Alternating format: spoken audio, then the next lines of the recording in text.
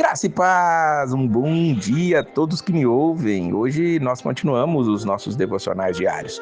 Você que está acompanhando a leitura do Antigo Testamento vai estar lendo em Deuteronômio, capítulos 16 até o 18, e no Novo Testamento nós estamos em Hebreus, capítulo de número 4.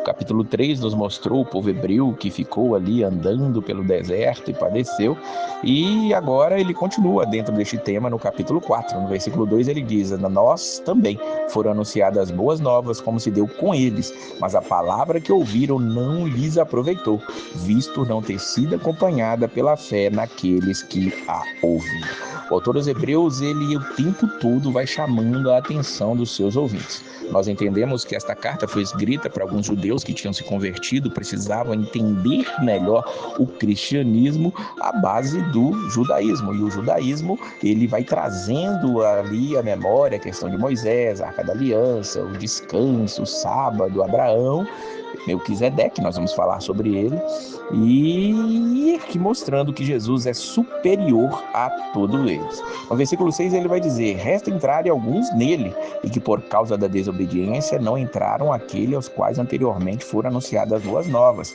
De novo, determina certo dia, hoje, falando por Davi, muito tempo depois, segundo antes fora declarado: hoje, se ouvirem a sua voz, não endureçais o vosso coração.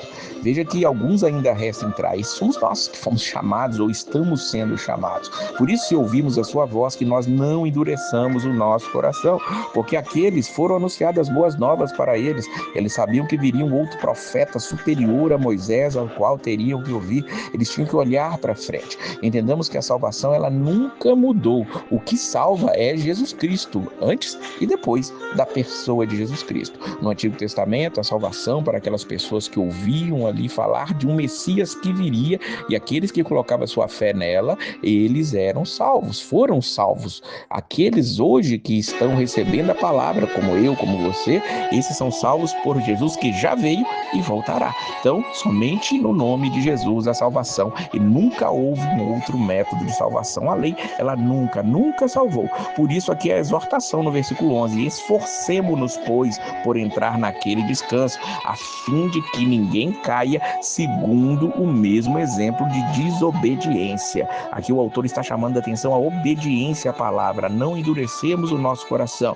E ele vai dizer o que essa palavra é. Ele diz que a palavra de Deus, ela é viva, ela é eficaz, ela é mais cortante do que qualquer espada de dois gumes, ela penetra até o ponto de dividir alma e espírito, juntas e medulas, e é apta para discernir os pensamentos e propósitos do coração.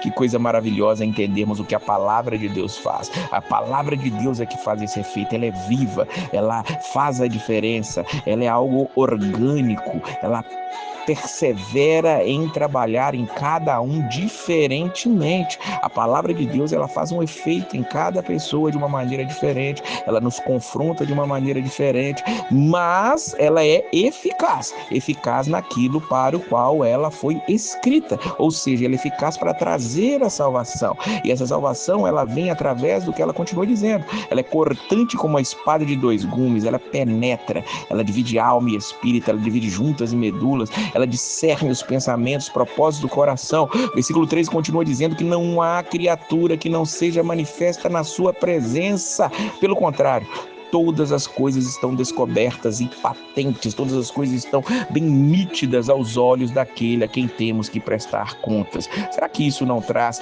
temor ao nosso coração? Será que isso não traz o temor de olharmos para a cruz, olharmos para o Evangelho, olharmos para esta palavra, porque ela nos corta, ela é capaz de dividir alma e espírito. A Bíblia diz para nós que a carne volta ao pó e o espírito volta a Deus que o deu, e quando há dividida a alma e o espírito, a alma é que vai seguir o seu curso. A sua alma, ela está indo para os céus ou está indo para o inferno? A sua alma está preparada para encontrar com o Senhor ou não? Por isso, se nós estivermos diante dessa palavra, entendendo a sua eficácia, nós vamos, conforme diz o versículo 16, nos achegar confiadamente junto ao trono da graça, a fim de recebermos misericórdia e acharmos graça para o socorro em ocasião oportuna. Que essa palavra esteja nos confortando, nos confrontando, nos trazendo para Ele, porque diante dela todos nós estamos patentes, estamos nus, estamos descobertos. Nada pode ficar encoberto à palavra.